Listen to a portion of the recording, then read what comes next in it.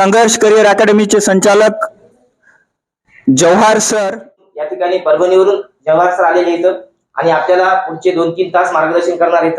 त्यांचं मार्गदर्शन अतिशय शांतपणे आपल्याला ऐकायचं आहे। सर्वप्रथम त्यांनी या ठिकाणी आपल्याला वेळात वेळ काढून उपस्थित झालेले आहेत, त्याबद्दल सर्व विद्यार्थ्यांच्या वतीने आणि कल्पवृक्ष अकॅडमीच्या वतीने मी त्यांचे आभार मानतो आणि त्यांना मी विनंती करतो की त्यांनी आमच्या विद्यार्थ्यांना मराठी व्याकरण या विषयाचे थोडंसं मार्गदर्शन करा। समास, चलो कशाला म्हणतात समास? समास हा शब्द सम अधिक अस या संस्कृत धातूपासून तयार झाला असून याचा अर्थ एकत्र करणे असा होतो। याचा अर्थ एकत्र करणे असा होतो। दैनंदिन व्यवहारामध्ये ज्या पद्धतीने आपण पैशांची काटकसर करतो, कशाची? पैशांची काटकसर, तसं बोलताना कधी कधी आपण शब्दांची काटकसर करत असतो। कायची? शब्दांची। काय जण म्हणतात सर शब्दांची काटकसर कशी असते हो? तू या इतकं कोणालाच माहित नाही की रे, पाय ना तू व्हॉट्सअपला काय लिहितो, वेर आर यू, बरोबर आहे का? स्पेलिंग येत नाही का काय माहित, जेवण असले ते जेवण, तिकडून मग उत्तर येते त्याच्या पुढचं म्हणतोय तुझं, ते म्हणतोय हे आपले डिस्कशन, हे काय शब्दांची काटकसरच आहे। बरं का? इंग्लिश मध्ये बोलायचं कामच नाही, तसं मराठीत बोलताना सुद्धा तुम्ही शब्दांची काय करता? काटकसर। कशी? तू घरी गेल्या म्हणतो का कवा मला पुरण घालून तयार केलेली पोळी खावा वाटायली? एवढं नाही म्हणे, तू काय म्हणतो? पुरणपोळी। क्रीडेसाठी असणाऱ्या अंगणावर खेळायला जा वाटायले, बटाटे घालून तयार केलेला वडा तयार आहे का? बटाटे घालून तयार केलेला वडा एवढं न म्हणता तू फक्त बटाटे वडा म्हणतो, यालाच म्हणायचं शब्दांची काटकसर। मग आता एक उदाहरण लिहिलं होतं, तू आवडीचं मसाला भात, बरोबर आहे, तर तू असं म्हणतो का मसाला घालून तयार केलेला भात तयार आहे का? असेल तर वडा बरं। मग घरचे म्हणतात अरे कालपासून चांगलं होतं, याला अचानक काय झालं, असं काऊन बोलायले? कोण्या क्लासला जात? डायरेक्ट मास्तरालाच भेटाय येते घरची, पहिलं जरासं चांगलं होतं म्हणजे तुम्ही चकच बिघडली। तर असो शब्दांची काटकसर म्हणजे काय? का एवढे शब्द लिहिले आहेत ना, मसाला घालून तयार केलेला भात, त्याच्या बदल्यात काय वापरलं? मग ज्या शब्दाला बघा आता मसाला भातला काय म्हणायचं? सामासिक शब्द। सामासिक शब्द, सामासिक शब्दामध्ये कमीत कमी 2 शब्द असतात। सामासिक शब्दात कमीत कमी 2 शब्द किंवा 2 पद असतात। बघा ना, जसं मसाला भात आहे, बटाटे वडा आहे, आई वडील है, पाप पुण्य है, धर्म अधर्म है, न्याय अन्याय है, पास नापास है, आजन्म मध्ये आ आणि जन्म आहे। किती शब्द असतात? 2। मग या सामासिक शब्दाची जर मी फोड केली, बरोबर आहे, तर त्याला म्हणतात विग्रह। मसाला भातचा विग्रह काय झाला? मसाला घालून तयार केलेला भात। आई वडीलचा आई आणि वडील, पाप पुण्याचा पाप किंवा पुण्य, धर्म अधर्मचा धर्म किंवा अधर्म, हे काय? विग्रह। काय म्हणत आहे याला? विग्रह। करेक्ट।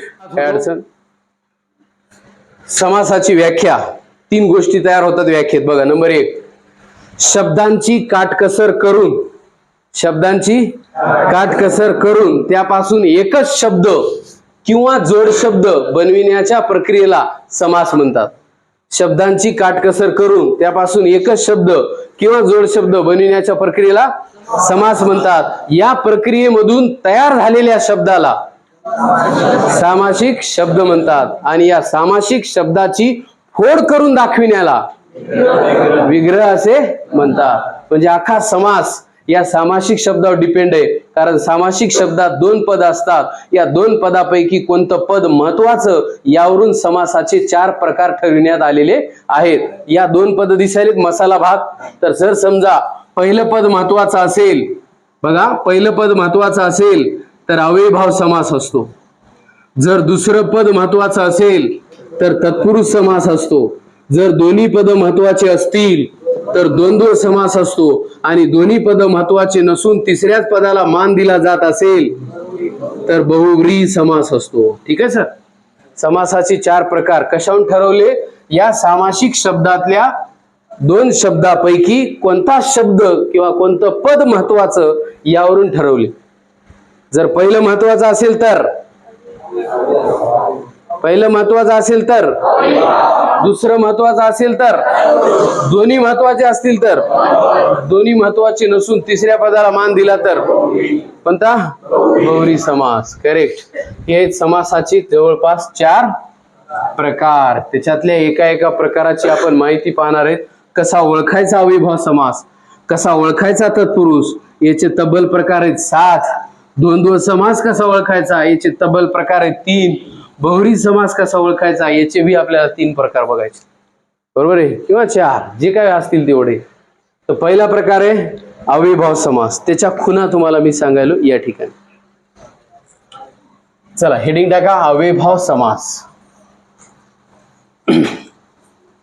उदाहरण परीक्षेत आल्यावर हे जे उदाहरण आहे किंवा जो दिलेला शब्द आहे तो अविभाव समासाचाच आहे हे आपण कसं काय ओळखणार?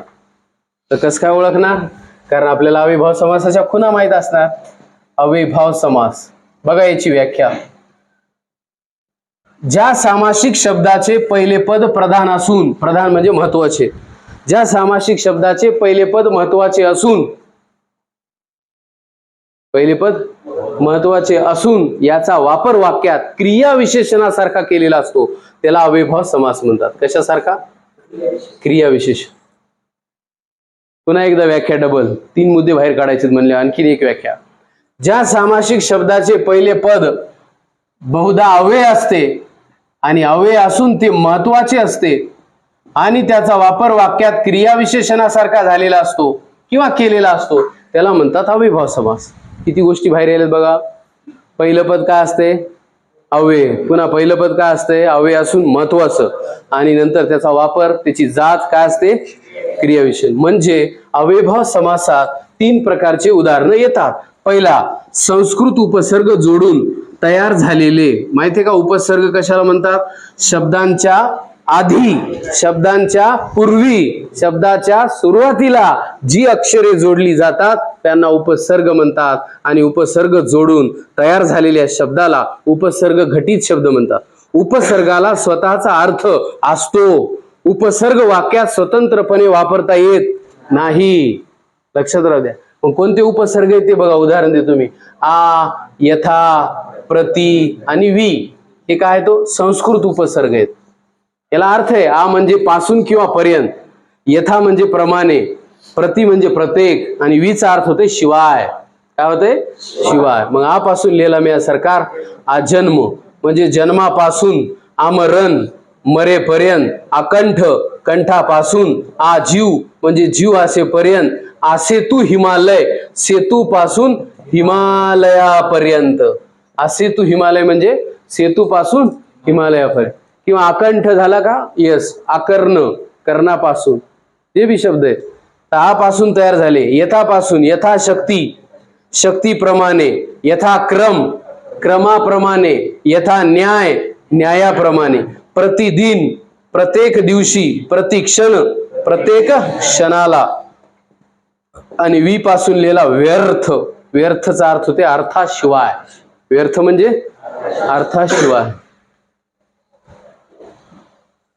बघा, संस्कृत उपसर्ग इथे यांनी जोडून जे उदाहरण तयार झाले याच्यापैकी परीक्षेत जर काही आलं तर त्याचं उत्तर काय लिहायचं?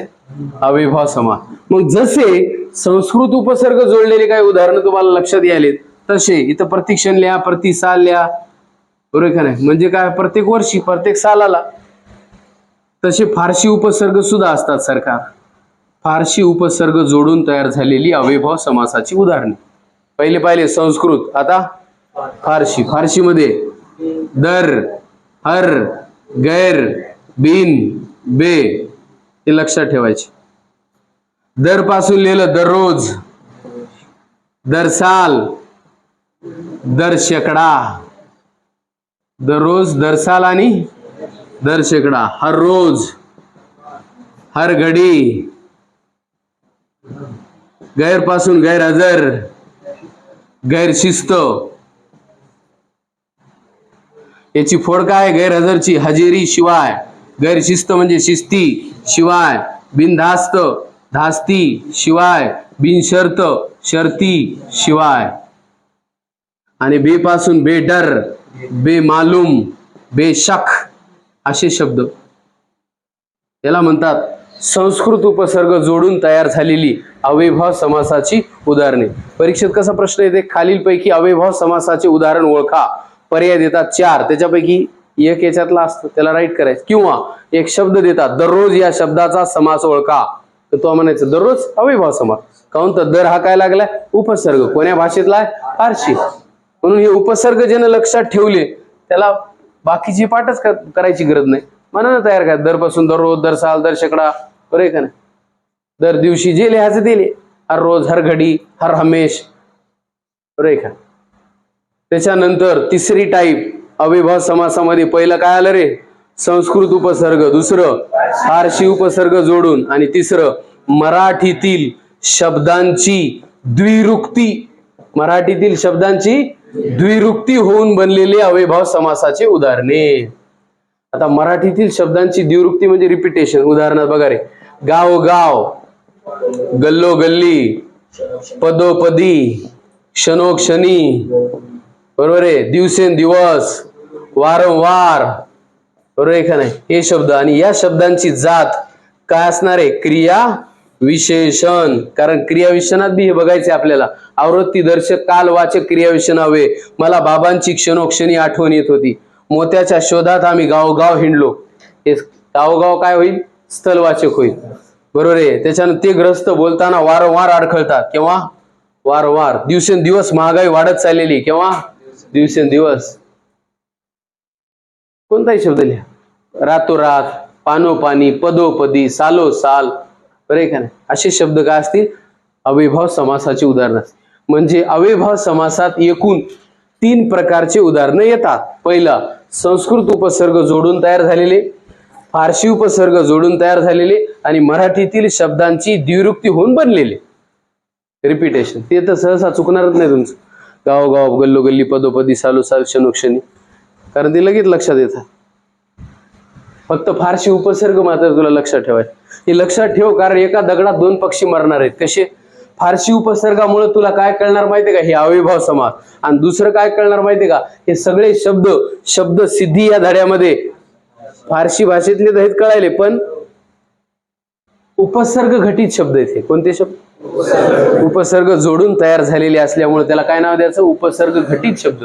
तिथं बी तेच आहे, डबल अभ्यास करायची गरज नाही. आणि दुसरं, यांची जात कळायली, कोणती आहे, क्रियाविषय. बघा परीक्षेत येते, अजन्म मी या देशाची सेवा करीन. केव्हा, अजन्म. उत्तर क्रियाविषय.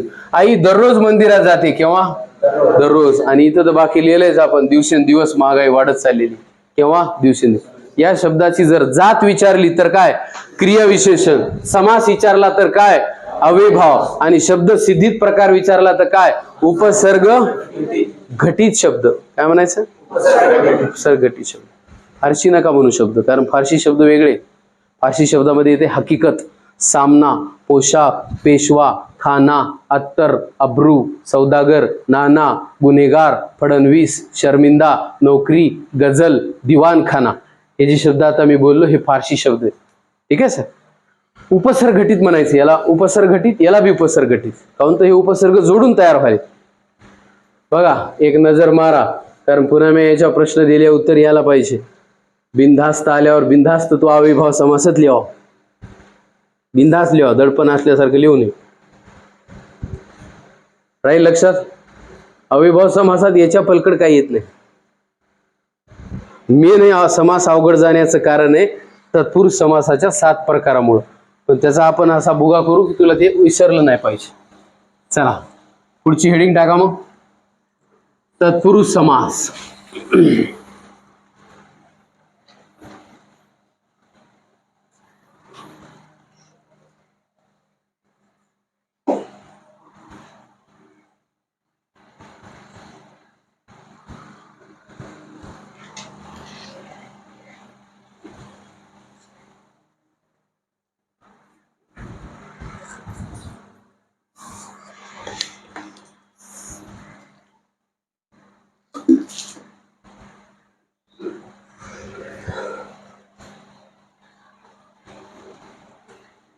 टाकली का. चला, ज्या सामासिक शब्दाचे आपण लिहिलं याच्या अगोदर पहिले पद प्रधान होते त्याला नाव दिलं होतं तो अव्ययभाव समास. आता पाय, ज्या सामासिक शब्दाचे दुसरे पद महत्वाचे असते. कोणते पद? दुसरे. त्याला म्हणतात तत्पुरुष समास. क्लिअर आहे? पाहूत आपण दुसरे पद कसं असतं एकदा बघा. तत्पुरुष समास. तत्पुरुष समास.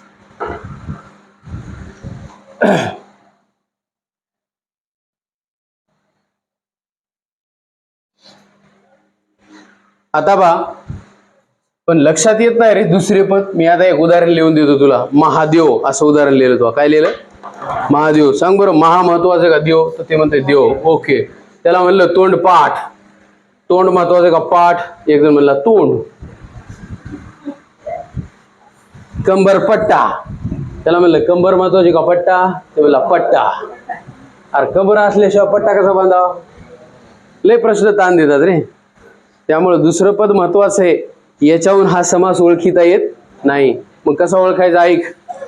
ज्या सामासिक शब्दाचा विग्रह करताना रिकामी जागा भरावी लागते, रिकाम्या जागी काहीतरी शब्द टाकावा किंवा घालावा लागतो, त्याला म्हणतात तत्पुरुष.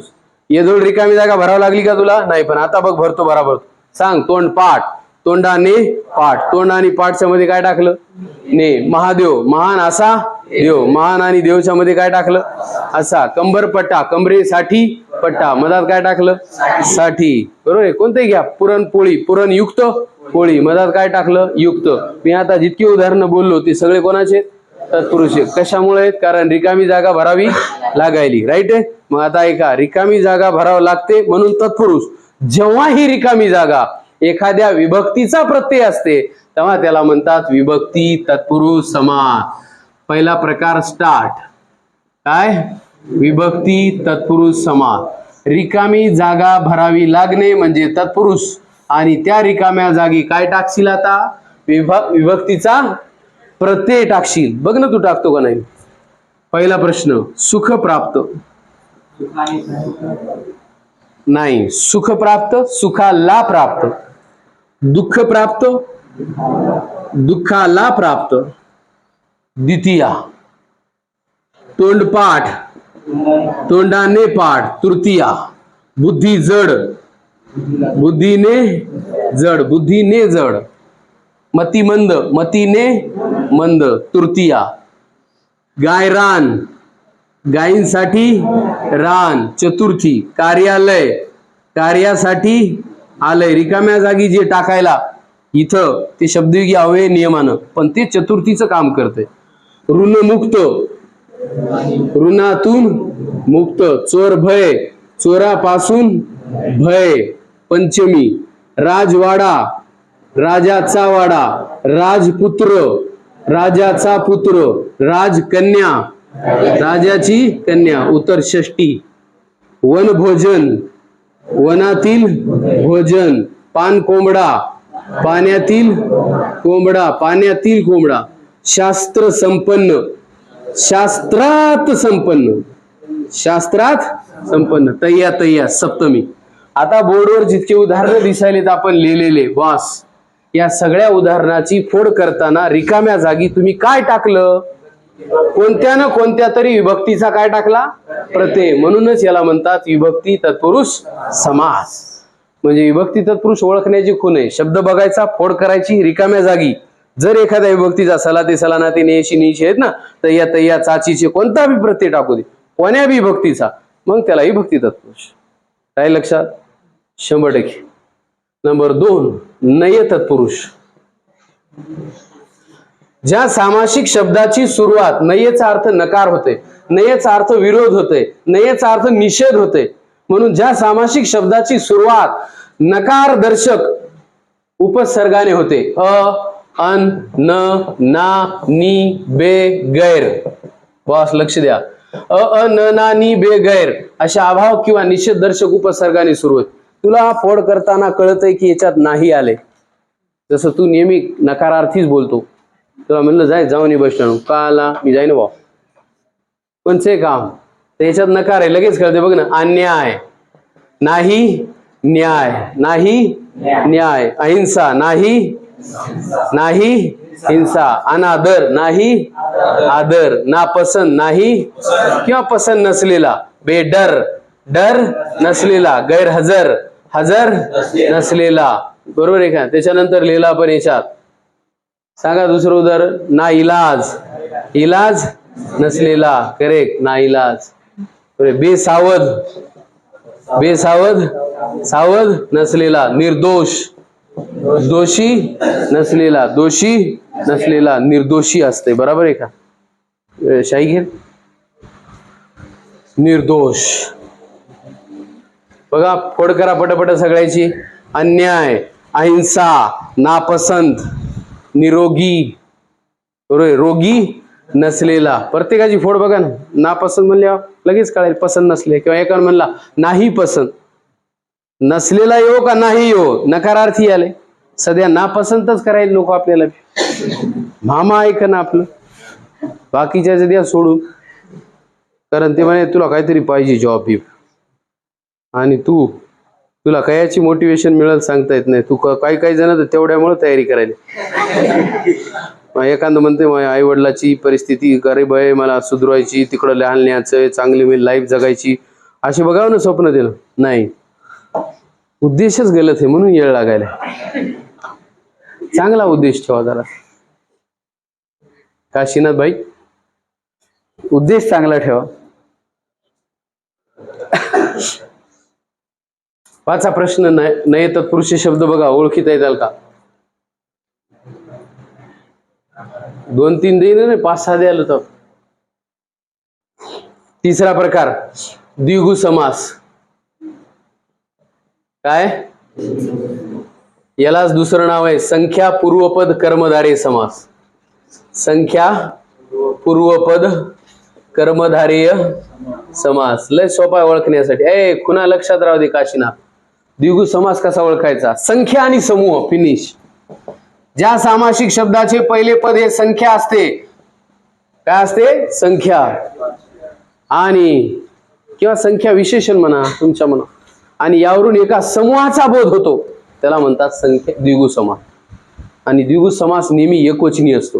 द्विगु समास नेहमी एकवचनी असतो. चला उदाहरण, रामचंद्र पंचवटीमध्ये राहत होते. रामचंद्र पंचवटीमध्ये राहत होते. पंचवटी म्हणजे 5 वडांचा समूह. वड्यांचा नाही आणि वट्यांचा बी नाही, वडांचा. 5 वड आहेत तिथं, आता बी जागा आहे ती 5 वडा असणारी, तिथे राहत होते. त्याला नाव दिले लोकांनी पंचवटी. ठीक आहे, 5 वडांचा समूह. नवरात्रात देवीचा उत्सव असतो. 9 रात्रींचा. आपल्यासारखी माणसे त्रिभुवनात नसणार. 3 भुवनांचा समूह. चातुर्मासात स्त्रिया व्रते घेतात. चातुर्मास 4 मासांचा किंवा महिन्यांचा समूह, बरोबर आहे. त्याच्यानंतर लिहिलं पंचपाळे, 5 पाळ्यांचा नाही, 5 आरत्यांचा समूह. 5 आरत्यांचा समूह, पंचपाळे. 5 नाही रे, 5 वाट्यांचा समूह. वाट्या, पंच आरती म्हणजे 5 दिव्यांचा समूह. पंच आरती म्हणजे 5 दिव्यांचा समूह, 5 आरत्यांचा समूह नाही. ठीक आहे. त्याच्यानंतर सांगा, त्रैलोक्य 3 लोकांचा समूह. 12 भाई 12 जणांचा समूह. 12 जणांचा समूह, 12 भावांचा समूह म्हणलं तरी काय अडचण. भावना महत्वाची. द्विगु समास. संख्या आणि काय आहे? समूह आहे. कोणची नाही लिहायची. एक जण मला याच्यात येते का 21. 21 ची फोड 1 आणि 20 आहे, बरं आहे का नाही? म्हणून ते बी समासच आहे, पण द्वंद्व आहे. एक जण मला येते का याच्यात 5-50. तू म्हणतो ना 5-50 असली तर भाऊ, तर 5 किंवा 50 ते द्वंद्व समास. इथं नाही. इथं संख्या आणि काय यायला पाहिजे? समूह यायला पाहिजे. त्याला म्हणतात द्विगु समूह. राहील लक्षात? वाचा, पहा, फोड करून पहा.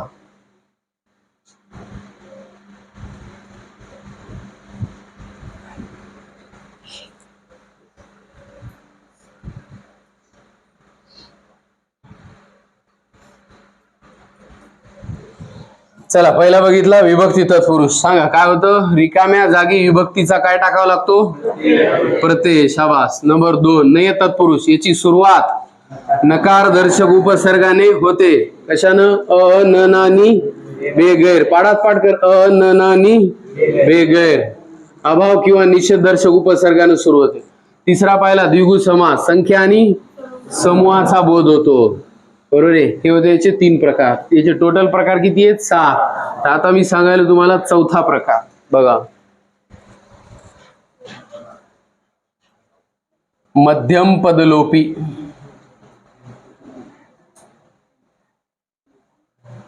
समास.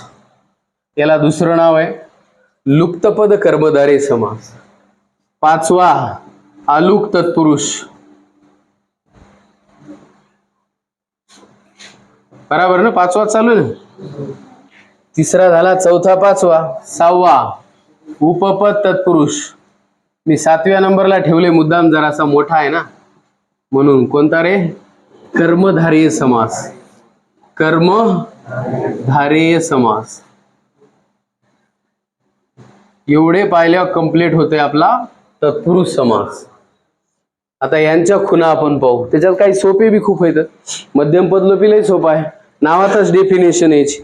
मध्यम पदलोपी म्हणजे मधली पदे लोप पावणारा समास. मधली पदे म्हणजे ज्या सामासिक शब्दाची मधली पदे लुप्त झालेली असतात व विग्रहाच्या वेळी त्याची स्पष्टता करावी लागते, त्याला म्हणतात मध्यम पदलोपी समास. राईट? पाहा. आणि लक्षात ठेवायची ट्रिक्स पाय. मोबाईल वाले राहू दे, जरसं राहू दे. खाते संबंध आणि नाते संबंध. खाते संबंध आणि नाते संबंध. बस. खाण्याची तावड आहेच, गेल्या बी रपका चालणारच आहे तो. बरोबर का नाही? म्हणून खाते संबंध पाय. पुरणपोळी, बटाटे वडा, कांदे पोहे, मसाला भात, साखर भात, साखर घालून तयार केलेला गुळांबा, गुळ घालून तयार केलेला आंबा. त्याच्यानंतर नाते संबंध. चुलत सासरा, नवऱ्याचा चुलता, या नात्याने सासरा म्हणजे चुलत सासरा. बरोबर आहे का नाही? भोजन भाऊ, भोजनापुरता भाऊ, ते खाली लिहू. भोजन भाऊ. बरोबर आहे का नाही? नाते संबंध सांगा ना. मामे भाऊ, मामाचा मुलगा या नात्याने भाऊ. मग आते बहीण, आत्याची मुलगी या नात्याने बहीण. गुरुबंधू, गुरुचा शिष्य या नात्याने बंधू म्हणजे गुरुबंधू. काही इतर बी येतात, जसे मी आता म्हणलो भोजन भाऊ, भोजनापुरता भाऊ. घोडेस्वार, घोडे असलेला स्वार. हे थोडेसे एक्सेप्शन मध्ये टाकून दे. आगगाडी, आगीवर चालणारी गाडी. बाकी सगळे खाते नाते संबंध आहे. हो ना? मी आता काय आवडीचे पदार्थ लिहिले नाही. कांदे पोहे झाले तो म्हणणं होतं मिरची भजे. एक जण म्हणला नाही जमते मिरची भजी, मिरची युक्त भजी असतात ना, पण सगळं काही बी लिहायचं नाही. मसाला भात जमला म्हणून साखर भात बी जमला, तो एकाने लिहिलं वरण भात. अबे मसाला घालून तयार केलेला भात असतो, साखर घालून तयार केलेला भात असतो. मान्य आहे, तू त्याला गोड भात म्हणतो, परंतु असतो. परंतु वरण घालून तयार केलेला भात नसतो, ते आपण तयार करीत असतो लास्टला. बरे का नाही? पण ती लिहू नको, नाही ते यालय म्हणून समानार्थी चलते ते कार्यकर्ता यमक जुळायले वरण भात. लय ताण आला, एखाद्याला समजून सांगायला येत नाही, ते म्हणाले नाही वरण भाताला काय अडचण, आधीच टाकलेलं होतं वरण त्याचे. त्याला झाल खिचडी म्हणतात, मग आधीच टाकलेलं असल्या. जमते ना? तुला जे जे आवडत ते सगळं लिहायच्यात. खाते सगळं येऊ न येऊ, काही ताण घेऊ नको. आणि बहिणी आल्या वडापाव बी लिहि. तुम्ही म्हणलं कसं करायची फोड? वडा घालून तयार केलेला पाव असते का? तसं वडा घालून तयार केलं असते. खरंच आहे, वडा वेगळा पाव वेगळा असते, नाही? असू दे, वाचली उदाहरणं. भावना महत्वाची की मध्यम पदलोपी मध्ये काय येते? खाते संबंध आणि नाते संबंध. आलुक तत्पुरुष. हा, इथं मात्र लुक या शब्दाचा अर्थ ते लोप पावणारा, आणि आलुक म्हणजे लोप न पावणारा. ज्या सामासिक शब्दाचा विग्रह करताना दिलेल्या शब्दाची फोडच होत नाही. काय होत नाही? फोड होत नाही. ज्याचा विग्रह करता येत नाही त्याला आलुक म्हणायचं, म्हणजे पाठच ठेवावं लागते. बघा, अग्रेसर करून दाखवा, फोड होतच नाही. युधिष्ठिर, कर्तरी प्रयोग, कर्मणी प्रयोग, कर्मणी प्रयोग. सरसीज, पंखेरुह, सरसीज, पंखेरुह. आणि मराठीतलं उदाहरण आहे बॉस, तोंडी लावणे. मराठीतलं उदाहरण काय? तोंडी लावणे. हे मराठीतलं उदाहरण, त्याची फोड करता येत नाही म्हणून हे पाठच ठेवायचे, इलाजच नाही त्याला. बरोबर आहे. आणि जर व्याख्या पाहिजे असेल तर इथं बघा, अग्रे हे पहिलं पद आहे, युधी, कर्तरी, कर्मणी, सरसी, पंखे आणि तोंडी हे पहिलं पद आहे आणि उरलेलं दुसरं पद आहे. तर हिची व्याख्या पुस्तकात काय दिली इकडे बघा, कर्तरी मध्ये बघा री आले ई. मग लक्ष द्या, ज्या सामासिक शब्दाच्या पूर्वपदाच्या, पूर्व म्हणजे पहिल्या, पूर्वपदाच्या सप्तमीच्या ई विभक्ती प्रत्ययाचा लोप होत नाही त्याला अलुक तत्पुरुष म्हणतात. बघा इथं कर्तरी मध्ये ई आहे, त्याचा लोपच होत नाही. कर्मणी, सरसी, तू म्हणशील अग्रे, युधी, पंखे, पंखे मध्ये कुठे ई म्हणशील, पंखे बर मात्रात आहे ना, आणि मात्रा आहे म्हणजे येडकाई आहे, आणि येडकाई आहे याचा अर्थ याची फोड अ प्लस ई किंवा ई, हा संयुक्त स्वर आहे ना बॉस, का नाही? म्हणून एंडिंग काय व्हावी त्याची ई न, म्हणून याच्या ई भक्ती प्रत्ययाचा इथं काय होत नाही लोप, म्हणून हे पाठच पाहिजे. वाचा मग पहिलं अग्रे सर, दुसरं पुढं पुढं पुढं पुढं आणि लास्ट. दोनदा वाचली पॅकच होती, काही काळजी नाही, वाचित नाही तर पाहतो नुसतं त्याच्यात. उपपद तत्पुरुष समास, याला ओळखण्याची खूण. लक्ष द्या, ज्या सामासिक शब्दाचे दुसरे पद महत्वाचे असून ते धातू साधित असते किंवा त्याला म्हणतात कृदंत असते, धातू साधित किंवा कृदंत असते त्याला उपपद तत्पुरुष म्हणतात. दुसरे पद महत्वाचे असते ते तर असणारच, काऊन तत्पुरुष समास आहे. फक्त ते काय असते, धातू साधित, ते बी कळलं गेलं तर याची फोड करताना शेवट नारा, नारी, नारे नव्हते. त्याला बघा उदाहरण नंबर 1, पंकज. पंकज, पंक म्हणजे चिखल आणि ज म्हणजे जन्मणारे, चिखलात जन्मणारे. सुखद, सुख देणारे. जलद, जल देणारे. हे अंडरलाईन करायला बरं, द हे दुसरं पद आहे, त्याच्या आधीचं पहिलं पद आहे. द चा अर्थ होते देणारे, ज चा अर्थ होते जन्मणारे. द्विज, दोनदा जन्मणारे. द्विज म्हणजे कोण कोण जन्मते दोनदा? 1 नंबरला ब्राह्मण, 2 नंबरला दात, 3 नंबरला पक्षी. करेक्ट, पण द्विज म्हणतात त्यांना. त्याच्यानंतर लिहिलं आपण पंकज झालं. दुसरं शेषशाही, शेषाच्या मस्तकावर निजणारा. शाही म्हणजे निजणारा. गृहस्थ, घरात राहणारा. मार्गस्थ, मार्गावर असणारा, मार्गस्थ. आग लाव्या, आग लावणारा. वारकरी, वारी करणारा. शेतकरी, शेती करणारा. प्रत्येकाची फोड बघा नाही अरे एकदा, शेवटी नारा नारी आले का नाही फोड करताना, बरोबर आहे का नाही?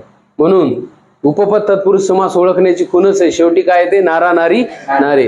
कोणते? वारकरी असेल, शेतकरी असेल, सुखद असेल, जलद असेल, गृहस्थ असेल, मार्गस्थ असेल, पांथस्थ असेल, कोणताही शब्द लिहा, काही विषय नाही, फोड फक्त आली पाहिजे. शेषशाही. उपपद तत्पुरुष समासिक शब्द बघायचे, फोड करून बघायचे. इथं एंडिंग कशाने होते? ज, स्थ, द, शाई असे शब्द. कर, कुंभकार, कुंभ करणारा, बरोबर. करी, शेतकरी इथे लिहिलेले, अशी शेवट होते. हे जे लिहिले कंसात हे दुसरं पद आहे आणि ते महत्वाचं असतंय आणि ते धातू साधित असते, त्यामुळे त्याला काय नाव आहे? उपपद. लय सोपं आहे. नारा नारीने शेवट होते, फोड करताना त्याला म्हणतात उपपद तत्पुरुष. याची फोडच होत नाही त्याला म्हणतात अलुक तत्पुरुष. खाते आणि नाते आले की मध्यम पद लोक. आकारात कसं करायला कॅप्चर पाय आकार, नाही तर हे पाठ व्हायला मागचं चाललंय असं म्हणणं. आता ते गेला अविभाव समास. कसं काय जाते? त्याच्या 3 टाईपचे उदाहरण. उपसर्गटित, फारशी म्हणजे संस्कृत उपसर्ग, फारशी उपसर्ग आणि शब्दांची द्विरुक्ती. आता सगळ्यात VIP आहे कर्मधारी समास. इथं बरेच जण चुकतात, त्याचं कारण त्याच्या लक्षात येत नाही कशाला म्हणतात कर्मधारी. ज्या सामासिक शब्दाचे पहिले पद विशेषण असते व दुसरे पद नाम असते व विग्रहानंतर दोघांची विभक्ती ही प्रथमा असते त्याला म्हणतात कर्मधारय. तुम्ही काय करा, लय लोड घेऊ नका. फक्त आतापर्यंत मी इतकी समास शिकवले, एकदा तरी विशेषणाचं नाव काढलं का? मग बस. विशेषण हे कर्मधारय समासाचं वैशिष्ट्य आहे. एक तर आधी असते विशेषण, नाहीतर नंतर असते. सुरुवातीला आलं तर पूर्वपद, नंतर आलं उत्तरपद, नाही तर कवा दोन्ही विशेषण असतात. पहिलं विशेषण, दुसरं. पण विशेषणाशिवाय हे कम्प्लीट होत नाही. तू पाय आता महादेव, याच्यात कोण आहे विशेषण माहितीये? महान असा देव. देव कसा आहे? महान. महाराष्ट्र, महान असे राष्ट्र. कोणतं विशेषण? पहिलं पद. पण याला म्हणतात विशेषण पूर्वपद कर्मधारय समास. कवा नंतर असू शकते, बरे का नाही? भाषांतर, अन्य अशी भाषा. वेशांतर, अन्य असा वेश. याच्यामध्ये भाषा हे नाम आहे आणि अंतर हे विशेषण आहे. पण इथं दुसरं पद विशेषण आहे. भाषांतरची फोड काय केली? अन्य अशी भाषा. वेशांतर, अन्य असा वेश. देशांतर, अन्य असा देश. काही ताण घेऊ नको. दुसरं पद आहे. आता दोन्ही पद बघ.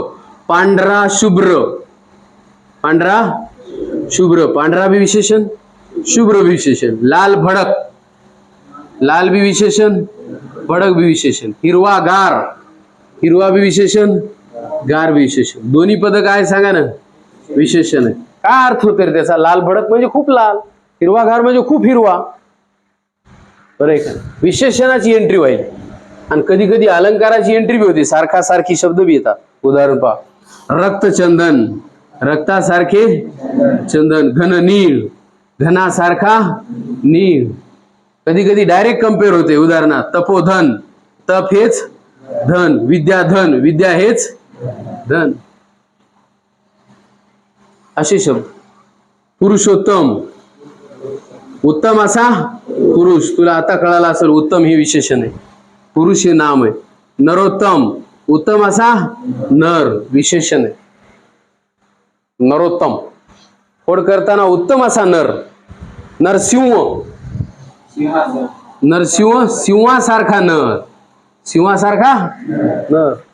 नरासारखा सिंह नाही, सिंहासारखा नर. फोड करा. इतक्या उदाहरणं पाहिल्यावर मला असं वाटायला आपल्या लक्षात एक गोष्टी यायला पाहिजे की कर्मधारय समास म्हणजे दुसरं काही नसून विशेषणाची चर्चा असते. एक तर विशेषण पहिलं पद असते, नाही तर दुसरं पद असते, नाही तर दोन्ही पद असते. विशेषणाची चर्चा याच्या आधी झालीच नाही. आणि तिथं ढळढळ दिसायला पण महादेव मध्ये महान हे विशेषण आहे. फोड करताना बघा लिहून, महान असा देव. देव कसा आहे? महान आहे. लगे इथं बघा पुरुषोत्तम, उत्तम असा पुरुष. पुरुष कसा आहे? उत्तम आहे. तर उत्तम हे ऍडजेक्टिव्ह आहे. पहा डोळे भरून. 4 प्रकार एकदाच बोर्डवर लिहिलेले. मध्यम पदलोपी, अलुक तत्पुरुष, उपपद तत्पुरुष आणि कर्मधारय. हे इथं तत्पुरुष समासाचे 7 प्रकार. प्रत्येकाच्या हायता खुना अलग अलग. याच्यानंतरचं सोपं आहे. द्वंद्व इथंच ताण येत होता. तत्पुरुष याला पार केलं म्हणजे आपण महत्वाचा टप्पा पार केला. आता वेळ लागत नाही. मोडू काय मोडून.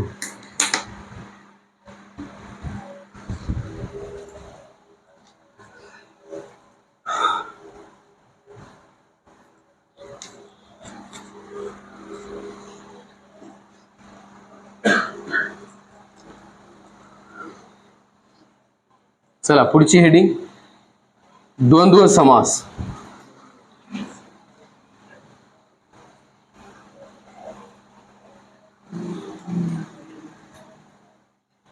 काय हेडिंग? द्वंद्व समास.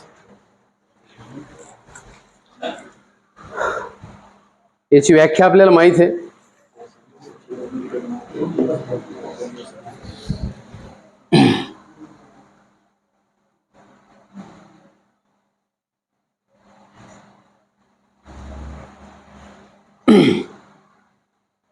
ज्या सामासिक शब्दाची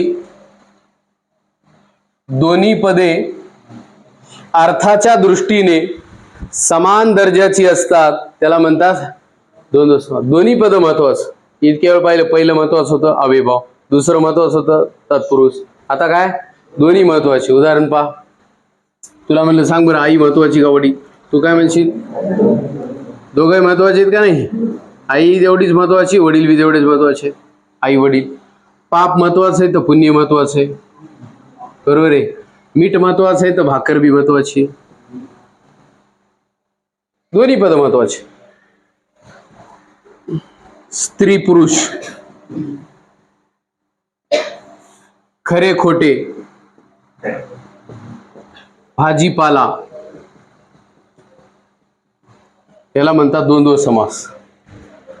आता आपण कसं ओळखायचं ते बघा. दोन्ही पदे महत्वाची आहेत म्हणून हा द्वंद्व फिक्स आहे. पण त्याच्यात कोणता? तर द्वंद्व समासाची फोड करताना आपल्याला उभयान्वयी अव्ययाचा वापर करावा लागतो. कोणाचा? उभयान्वयी अव्यय म्हणजे कंजक्शन. दोघांना जोडाय कोण वापरतंय? तर लक्ष द्या. ज्या सामासिक शब्दाचा विग्रह करताना आणि व यासारख्या समुच्चय बोधक उभयान्वयी अव्ययाचा वापर करावा लागतो त्याला म्हणतात इतरेतर द्वंद्व समास. काय म्हणतात? इतरेतर द्वंद्व समास. बघा आता तुम्ही आणि वच वापरणार, दुसरं काय वापरता येत नाही. आई आणि स्त्री आणि पुरुष, ने आणि आन, हरी आणि हर, हरी आणि हर म्हणजे हरिहर, बरोबर आहे. राम आणि लक्ष्मण म्हणून राम लक्ष्मण, कृष्ण आणि अर्जुन म्हणून कृष्ण अर्जुन, विटी आणि दांडू म्हणून विटी दांडू, एक आणि 20 म्हणजे 21. हे शब्द या सगळ्याची फोड करताना आपल्याला काय टाकावं लागेल? आणि, म्हणून त्याला इतरेतर म्हणायचं. आणि ज्यांची फोड करताना आपल्याला किंवा, अथवा आणि वा म्हणजे ऑप्शन विकल्प दाखवल्या चाललाय का नाही, त्याला म्हणतात वैकल्पिक द्वंद्व समास. कोणता? आता बघा इथं आणि नाही टाकणं योग्य रे. पाप आणि पुण्य गलत आहे. पाप किंवा खरे किंवा खोटे, सत्य किंवा सत्य असत्य, पास अथवा नापास. म्हणजे याच्यात येणारे शब्द बहुधा विरुद्धार्थी असतात. खरंच आहे ना? पास नापास, खरे खोटे, सत्य असत्य, पाप पुण्य, बरोबर आहे का? त्याच्यानंतर सांगा न्याय अन्याय, न्याय अथवा अन्याय, 5-50, 5 किंवा 50 अशी. किंवा, अथवा आणि वा यांचा वापर केला, वैकल्पिक द्वंद्व समास. आणि काही सामासिक शब्दाचा विग्रह करताना लक्ष द्या, त्याच जातीच्या इतर पदार्थांचा त्यात समाहार केलेला असतो किंवा समावेश केलेला असतो, त्याला समाहार द्वंद्व म्हणतात. म्हणजे काय भाई? इथं लिहिलंय मी भाजीपाला, पण पाल्याला काही मान नसते. तुला म्हणलं जा भाजीपाला घेऊन ये बाजारात जाऊन, तू भाजी आणतो, पाला काय आणशील? आणतो नाही. भाजीपाला म्हणजे त्याच्यात सारख्या इतर वस्तू आणतो, फळं आणतो, भाजी आणतो, बरोबर आहे का नाही? कांदे आणतो, त्या सगळ्याला मिळून म्हणतो कुठे गेलती? भाजीपाला आणा. मधात नुसता भाजी पाला नाही, बकळ गोष्टी आहेत, है ना? तसं मीठ काय खाता? आम्ही काय गरिबीची मीठ भाकर. खरंच मीठ भाकर खाते का नाही? त्याचं म्हणणं आहे मीठ भाकर व त्याच्यासारखे इतर पदार्थ असा अर्थ. मग काय म्हणते शेतीवाडी? मग ते म्हणले शेती माहिती वाडी काय भानगड? पण त्याचा म्हणण्याचा अर्थ काय? शेती वाडी व इतर तत्सम जायदाद त्याच्याबद्दल विचार आहे. तसे उदाहरण सांगा मग. चला, हळद कुंकू, अंथरून पांघरून, बरोबर आहे. पान पत्रावळ, पान पत्रावळ, केर कचरा, केर कचरा. बाजारहाट, बाजारहाटची फोड नाही करतायत कारण हा शब्द 2 भाषेपासून बनलेला आहे. बाजार फारशी आहे आणि हाट मराठी आहे, पण फारशी प्लस मराठी बरोबर बाजारहाट. क्लिअर आहे? अशी तुम्ही उदाहरणं बोलता की नाही? बरं आहे का? केर कचरा, पानपत्रा, हळद कुंकू, वेणी फणी, गाई गुरे, नदी नाले, जीव जंतू, है ना? हे सगळे उदाहरणं इथे. गाई गुरे म्हणले गाईन गुरेच नाही, सगळे आले त्याच्या, शेळ्या मेंढ्या सगळ्याला मिळून म्हणले ते गाई गुरे. त्या जातीच्या इतर पदार्थ त्याच्यात येतात, त्याला म्हणतात समास. तुला आवडीचं सांगतो भाऊ, तू येळबी झालेली त्याची. मग चहा पाणी, त्याचा अर्थ चहा आणि पाणी म्हणायला की ते नाही, चहा पाणी म्हणता म्हणता नाश्ता पाणी होते, त्याला म्हणतात समास. त्याच जातीच्या ओळखण्याची खूण काय माहितीये का? याच्या शेवटी फोड करताना इतर आणि वगैरे सारखे शब्द येतात. इतर आणि वगैरे सारखे शब्द येतात एंडिंगला, त्याला म्हणतात समाहार द्वंद्व. इथं काय टाकलं? किंवा अथवा. इथं काय टाकलं? आणि व. याच्या आधी कोण्या समासात टाकलं का? असं नाही. म्हणजे द्वंद्व समास हा उभयान्वयी कंजक्शनचा यूज केला जातो त्याच्यात, उभयान्वयी अव्ययाचा. आणि ओळखू येतो. आई वडीला कोणी म्हणेन का अविभाव समास? आई वडीला म्हणेन का तत्पुरुष समास? नाही म्हणा मध्यम पदलोप म्हणतो का नाही, त्याच्यात तर खाते नाते येतात. मग आई वडील का नाते आहे का नाही, आई वेगळी वडील वेगळे, आई आणि वडील पण दोघंही महत्वाचे आहेत म्हणून त्याला म्हणतात इतर इतर दोन. तर द्वंद्व समासाचे प्रकार किती सांगा, 3. पहिला, दुसरा, तिसरा, समाहार द्वंद्व समास. करेक्ट. ते तुम्ही वाचलेला असेल तर 100% आपल्या लक्षात यायला मी काय बोलेल. हेच उदाहरण आहे जशास तसे का नाही. मोरा वाळंबे बद्दल बोलतोय मी. तू कोणचंही वाचशील मराठीचं त्याला काय म्हण, तसं तू कोणतंही वाच, 4-5 वाचले तर 5चे मिळून याच्यात येतं बरे का नाही. तसं नियमानं 8 दिवस 6 दिवस लागतात त्याला शिकवायला, हळू सांगितलं आहे का. आपण एकाच तासामध्ये पूर्ण करण्याचा प्रयत्न करतोय म्हणून आपण थोडंसं वाटत असेल तुम्हाला फास्ट, पण फास्ट नाही. वाचलेला असेल लगे कळ. खुणा लक्ष ठेवा, उदाहरणं 15 लक्ष ठेवायची गरज नाही मला जर खून माहित असेल. ठीक आहे. लास्ट प्रकार राहिला याचा सरकार, तो बी मनमनीत असेल पटकन घ्या हो. लास्टचा कवा कवा बाहेर जातो असं झाले त्याला ब्रेक पाहिजे. आता एक जण म्हणे कोणाला, आपल्याला नाही बा, तुला काय करत, नेमकाच उठला तू, 1.5 घंटा डोळा लागला होता तो.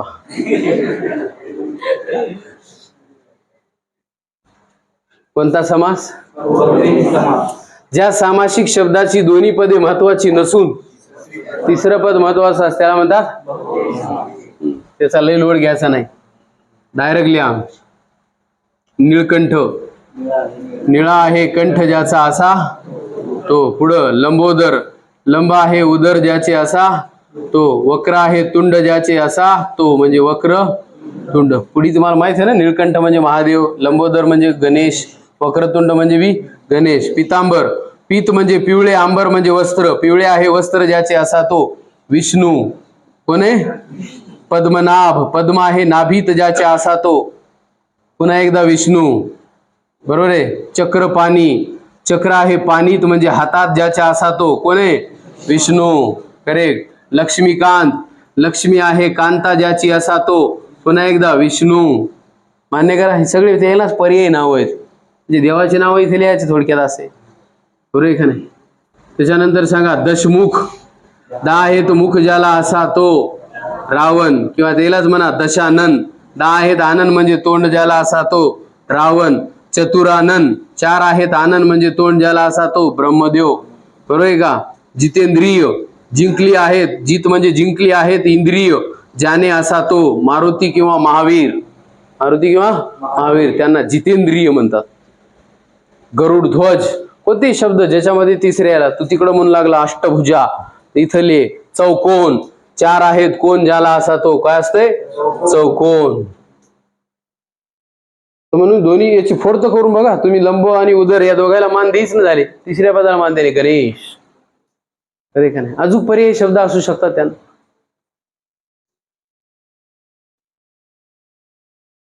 याला म्हणतात बहुरी समास. त्याच्यात जितके मी लिहिले त्या सगळ्याला म्हणायचं विभक्ती बहुरी समास. म्हणून आधी बहुरी लक्षात ठेवायचा, त्याच्यात जितके उदाहरण आहेत ते सगळे विभक्ती बहुरी समासाचे. कशामुळं, कारण यांची फोड करताना मधात तुम्ही विभक्ती वापरायली. कशी वापरायली सांगतो. निळकंठची फोड करा.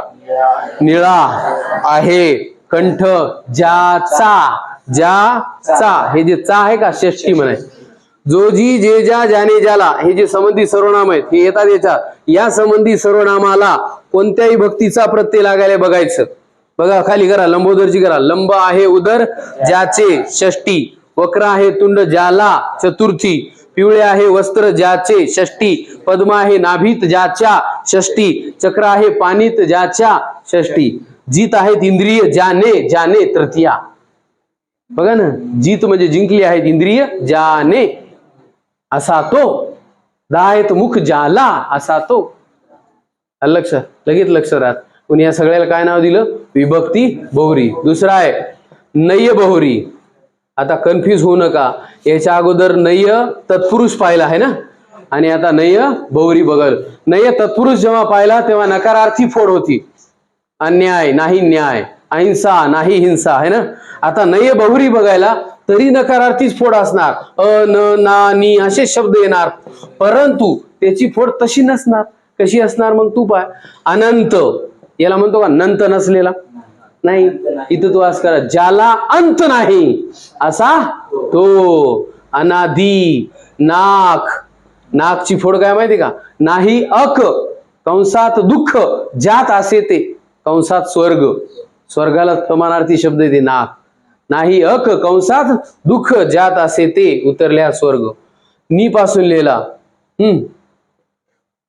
निरोगी. तिकडे बी लिहिलता रोगी नसलेला, इकडे बी येते बरोबर. ज्याला रोग नाही असा तो निरोगी. कोणताही रोग नाही असा तो, बरोबर आहे का? निरोगी. पुन्हा सांगा ना. अनंत. अनादी. अशक्य. नाही शक्य असे ते अशक्य. पुन्हा सांगा. चालतंय, दोन्हीकडे बी यालेत काही शब्द बराबर तू या म्हणता, बरे का नाही. पण आणखीन काही शब्द आहेत ज्याला तुम्ही इथे लिहू शकता. अनादी, त्याच्यानंतर लिहू शकता अथांग, त्याच्यानंतर लिहू शकता निर्धन. निर्धनची फोडे निघून गेले आहे धन ज्याच्या पासून असा तो, बरोबर आहे. अथांग. नाही थांग म्हणजे सुरुवात कुठे शेवट बी कळत नाही असा तो कंसात समुद्र. समुद्राला म्हणतात अथांग, बरोबर आहे का नाही. हा अमर. ज्याला मरण नाही असा तो अमर. अकर्मक. नाही कर्म ज्यात असे ते अकर्मक. नास्तिक. One who does not believe on the God.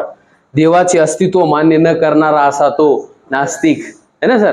तिकडे बी लिहिले काही जणांनी नास्तिक न येतात पुरुष मध्ये. कशी फोड केली त्यानं? आस्तिक नसलेला. जर फोड अशी असेल आस्तिक नसलेला तर उत्तर न येतात पुरुष. आणि जर असेल देवाचे अस्तित्व मान्य न करणारा असा तो, तर मग असेल नय भौरी. म्हणजे अ न ना नी न जरी सुरुवात झाली असली तिकडल्या आणि इकडं, तर त्याची फोड करण्यात बदल आहे, बरोबर आहे. अन्यायला इथे लिहू शकतो का आपण? नाही. अशक्य दोन्हीकडे येऊ शकते. शक्य नसलेले आणि इथं जे शक्य नाही असे ते लिहितात लोक, काही इलाज नाही. नयबहुरी समासाची कुणबी कळाली.